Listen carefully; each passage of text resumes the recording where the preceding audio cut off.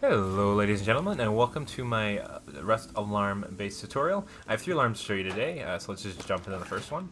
First one is a wall and ceiling alarm. So you want to put XOR switches on your walls and electrical branches on your ceiling. The reason for the XOR switches is they don't consume any power as you pass a line through them, whereas electrical branches do. And unfortunately, the XOR switches cannot go on ceilings, which is why you need the branches. So that's that. And you also need an extra branch and a blocker. So let's power the branch to begin with, and you'll need to branch out some power. To calculate this, you take the amount of branches you have and then add one just to power the side of the blocker here. I have two and then plus one, so I'll need three. Let's branch that out. And you'll want to connect this to your first XOR gate. And keep going along the line. Doesn't matter which input you put it in.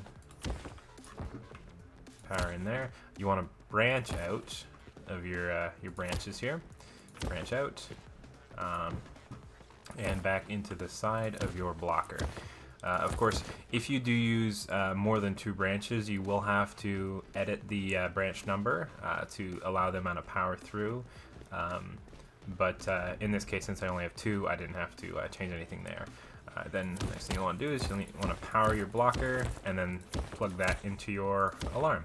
So how this works is you have a circuit that's attached to your walls and your ceilings, and if any of your walls or ceilings breaks, the component attached to it will break, and therefore breaking the circuit, it will no longer block the power to the alarm, and the alarm will set off. So I'll show you if I break that. The power is no longer blocked and the alarm is active.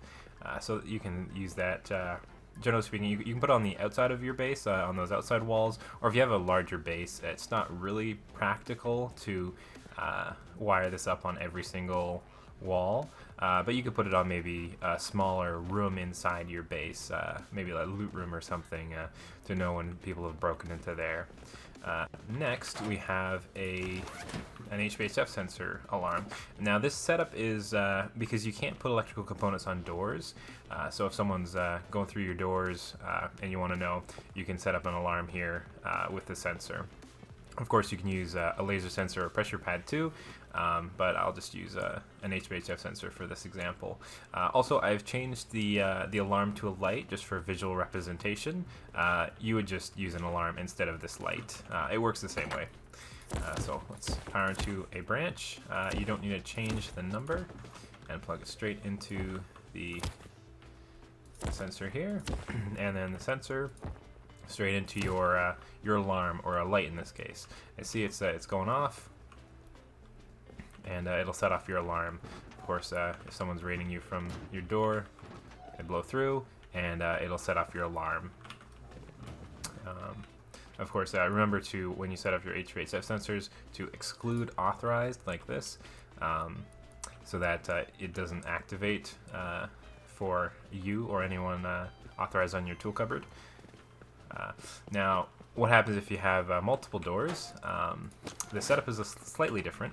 So you set up your HDF sensors by your two doors, and you'll need two branches and one AND switch per sensor. So for a total of 4, and then 2 AND switches. And you'll need an OR switch as well. So let's power the branches, like so. Power out to each branch. The first 2 branches you can just plug straight into your sensors, and these plug into your AND switches, like so. And now we do the other side.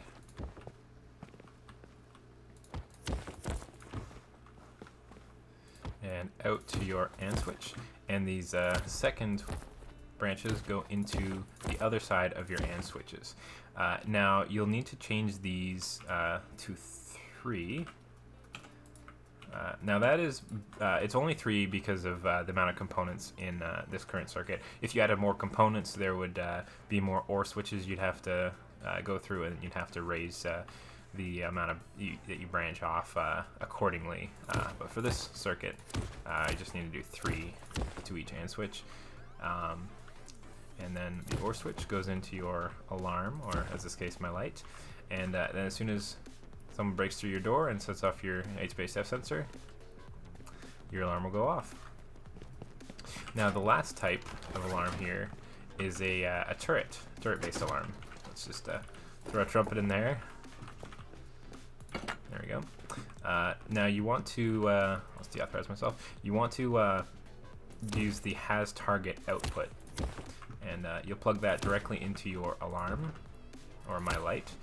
And you want to power your branch, and you want to branch off 11 power. The turret needs 10, and you need an extra 1 power to pass through for the has target to work.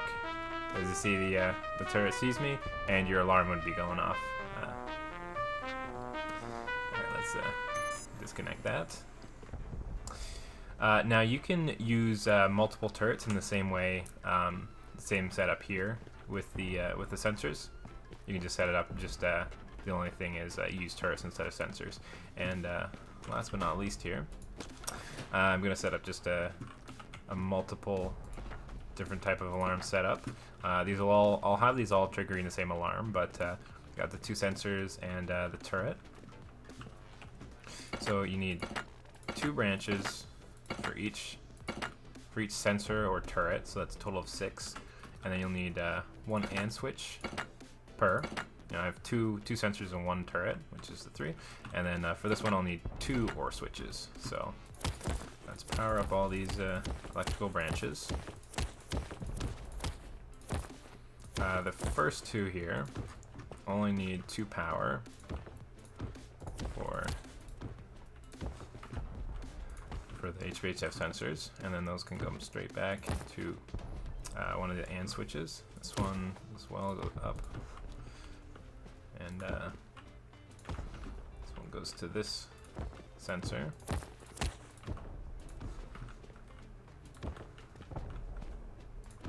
Which go on the second AND switch, and this third one will need 11 power to go into the turret.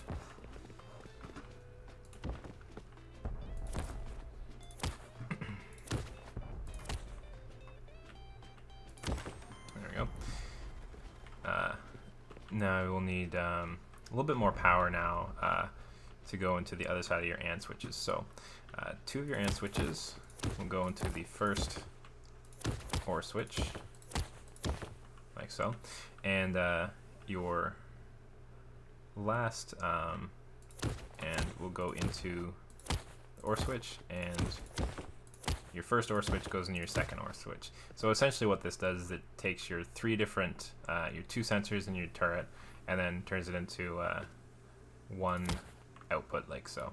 And you want to plug that into your alarm here, or again in my case it's a light. And I'll want to has target, come out to the AND switch here. Now to calculate, now this will be a little bit different. This won't be 3 on all of these. So the first one will need 1 powered for here, 2, 3, 4 power.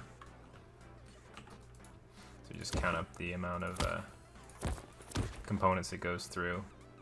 The second one will also be 4 because it goes through the same amount. It goes AND, OR, and power, so that's 4 things. So this will need to be 4 as well.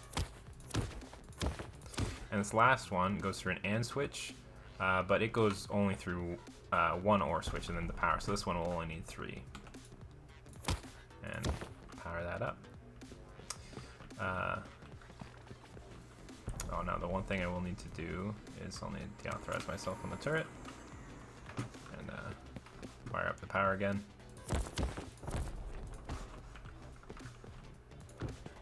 As you can see, the sensors are already working, and power in like so. Okay.